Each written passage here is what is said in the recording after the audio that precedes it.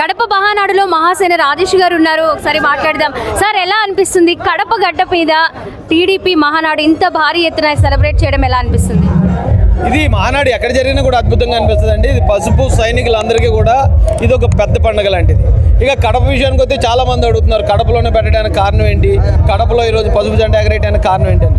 కడపలో ఈ రోజు కాదండి కొత్తగా ఎగరేసేది, మొన్న 2024 ఎలక్షన్లోనే అత్యధిక స్థానాలు ఇక్కడ ఇవ్వడం ద్వారా ప్రజలు ఇక్కడ పసుపు జెండాను ప్రజలే ఎగరేశారు. దాని సెలబ్రేషన్ జరుగుతుంది. కడప గడప అంటే ఇది ఒక సెంటిమెంట్ కాబట్టి మేము అధికారంలోకి వచ్చిన మొట్టమొదటి మహానాడు ఇక్కడ చేసుకుంటే బాగుంటుందనే ఉద్దేశంతోనే పెట్టాం తప్ప ఆల్రెడీ మమ్మల్ని ఇక్కడ ప్రజలు గెలిపించారు. ఇక్కడ పసుపు జెండా ప్రజలే ఎగరేశారు కడపలో.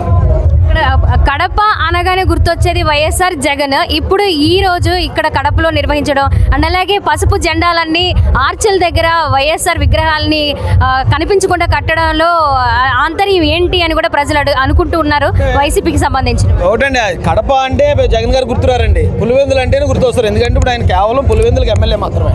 ఇక్కడ కడప అన్నా, అనంతపురం అన్నా, లేకపోతే రాజమండ్రి అన్నా, కాకినాడ అన్నా గుర్తొచ్చేది నారా చంద్రబాబు నాయుడు గారు, నారా లోకేష్ గారు మాత్రమే. ఎందుకంటే వారి అధికారంలో వారి పరిపాలన ముందుకు నడుస్తుంది.